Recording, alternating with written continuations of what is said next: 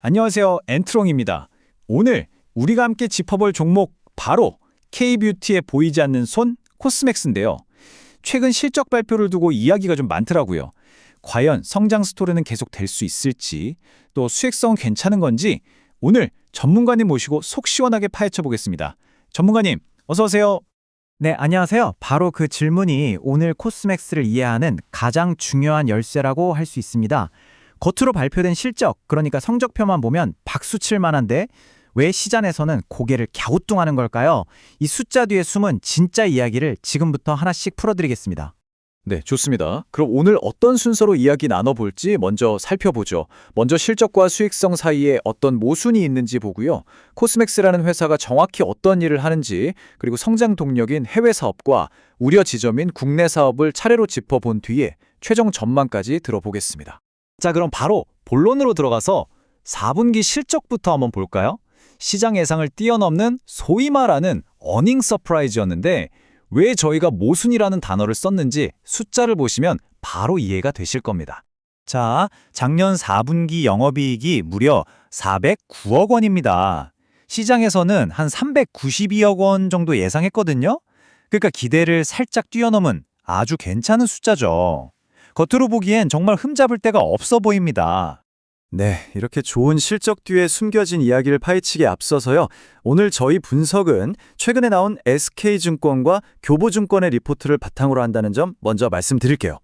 그런데 바로 이 대목입니다. SK증권 리포트 제목을 보면 수익성은 아쉽다는 말이 먼저 나오죠. 아니, 영업이익이 잘 나왔는데 수익성이 아쉽다니 이게 무슨 말일까요? 바로 국내 사업부의 이익률에 빨간불이 켜졌기 때문입니다. 이 모순, 이 아이러니가 바로 지금 코스맥스가 처한 상황을 가장 잘 보여주는 핵심 포인트라고 할 수 있겠습니다. 그렇군요. 그럼 이 모순을 더 깊게 파보기 전에요. 전문가님, 코스맥스가 좀 생소한 시청자분들도 계실 것 같아요. 도대체 어떤 회사인지 간단하게 설명 좀 부탁드립니다. 네, 이거 정말 중요합니다. 우리가 이름만 대면 아는 유명 화장품 브랜드들이 있잖아요. 사실 그 제품들 중 상당수를 바로 코스맥스가 개발하고 생산까지 해서 납품합니다. 이걸 ODM이라고 하는데요. 쉽게 말해서 전 세계 수많은 뷰티 브랜드들의 보이지 않는 공장이자 연구소 역할을 하는 K뷰티의 심장 같은 기업이라고 생각하시면 됩니다. 아하, 이제 확실히 이해가 되네요. 자, 그럼 코스맥스를 움직이는 가장 강력한 힘이죠. 바로 해외 사업은 얼마나 잘하고 있는지 한번 들여다보겠습니다. 코스맥스의 성장 스토리가 왜 여전히 유효한지 아마 다음 슬라이드를 보시면 고개를 끄덕이실 겁니다. 자, 이 그래프를 한번 보세요. 정말 극명하게 보여주죠. 미국하고 중국이 그야말로 쌍끌이를 하고 있습니다. 미국은 무려 24.2%, 중국도 17%나 성장했어요. 동남아 쪽이 조금 주춤하긴 했지만 지금 코스맥스의 성장은 미국과 중국이라는 두 개의 거대한 엔진이 아주 힘차게 돌리고 있다. 이렇게 볼 수 있습니다. 특히 저희가 주목해야 할 곳은 바로 미국입니다. 24%. 이거 정말 엄청난 성장세거든요. 비결이 뭐냐면 요즘 미국에서 아주 핫하게 떠오르는 인디 브랜드들 있죠. 이 브랜드들을 새로운 고객사로 대거 확보한 게 그야말로 신의 한 수였습니다. 정리를 해보자면 미국에서는 새롭고 젊은 인디 브랜드들을 꽉 잡았고 중국에서는 기존의 큰 고객사들이 잘해주는 데다가 이젠 중국 브랜드들의 해외 진출까지 돕고 있는 거군요. 거기에 최근 이탈리아 회사까지 인수해서 유럽 시장 공략을 위한 발판도 마련했고요. 정말 글로벌하게 움직이네요. 네, 맞습니다. 그런데 말이죠. 이렇게 해외에서는 활활 날고 있는데 도대체 왜 국내 사업에서는 수익성 이야기가 계속 나오는 걸까요? 이제 문제의 핵심으로 들어가 보겠습니다. 이 슬라이드가 모든 걸 설명해 줍니다. 왼쪽을 보시면 국내 매출 자체는 괜찮아요. 3.9% 성장했으니까요. 그런데 문제는 오른쪽입니다. 수익성은 오히려 떨어지고 있다는 거죠. 그 범인으로 지목되는 게 바로 제품 믹스 문제입니다. 전문가님, 제품 믹스라는 단어가 저희 같은 초보 투자자들한테는 좀 어렵게 들리거든요. 이게 대체 무슨 뜻인지 좀 알기 쉽게 설명해 주실 수 있을까요? 정말 좋은 질문 주셨어요. 이게 좀 헷갈릴 수 있는데 아주 쉽게 말씀드릴게요. 많이 팔긴 팔았는데 돈이 덜 남는 제품 위주로 팔았다는 뜻입니다. 예를 들면 고가의 에센스보다는 상대적으로 마진이 적게 남는 겔 마스크나 선크림 같은 제품들 주문이 확 늘어난 거죠.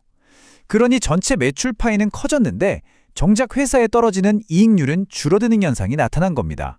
이게 바로 주유바바 생산해야 하는 ODM 기업이 가진 구조적인 딜레마이기도 하고요. 아, 그런 거였군요. 정말 성장과 수익성 사이의 딜레마라는 말이 딱 맞네요. 자, 그럼 이런 긍정적인 면과 아쉬운 점을 다 감안했을 때 전문가님은 앞으로의 전망을 어떻게 보십니까? 일단 회사 자체는 올해 전망을 아주 밝게 보고 있습니다. 회사에서 내놓은 목표치를 보면 한국과 중국에서 15%, 그리고 미국에서는 무려 20% 매출 성장을 자신하고 있거든요. 국내 수익성 문제에도 불구하고 전체적인 성장세는 계속될 거라는 아주 강한 자신감의 표현이죠. 증권사들의 시각도 크게 다르지 않습니다. SK증권은 24만 원, 교보증권은 23만 원의 목표 주가를 내놓으면서 두 곳 모두 매수 의견을 유지하고 있어요. 그만큼 해외 사업의 성장성에 높은 점수를 주고 있다는 뜻입니다. 네, 맞습니다. 한마디로 정리하면 이거예요. 해외 사업이라는 강력한 로켓 엔진을 달고 막 날아가려고 하는데 국내 수익성이라는 무거운 닻이 발목을 잡고 있는 형국이죠. 앞으로 코스맥스의 주가는 이 닻을 얼마나 빨리 또 가볍게 만드느냐에 달려있다고 보시면 정확합니다. 네, 그럼 오늘 나눈 이야기를 딱 세 문장으로 정리해드리겠습니다. 첫째, 코스맥스는 해외 사업 덕분에 4분기 실적이 아주 좋았다. 둘째, 하지만 국내에서는 남는 게 없는 장사를 해서 수익성이 발목을 잡았다. 셋째, 앞으로 미국과 중국에서 계속 잘 나가는지 그리고 국내 마진은 개선되는지를 함께 지켜보는 것이 핵심이다. 이렇게 요약할 수 있겠습니다. 자, 오늘 저희가 준비한 분석은 여기까지입니다. 이 성장 엔진과 무거운 닻을 함께 가진 코스맥스, 여러분은 어떻게 보시나요? 여러분의 생각을 댓글로 자유롭게 남겨주세요. 오늘 내용이 유익하셨다면 저희 채널에 큰 힘이 되는 좋아요와 구독 꼭 부탁드리겠습니다. 저희는 다음에도 깊이 있는 분석으로 돌아오겠습니다. 고맙습니다. 그리고 투자의 최종 판단과 책임은 언제나 투자자 본인에게 있다는 점 꼭 기억해 주시기 바랍니다.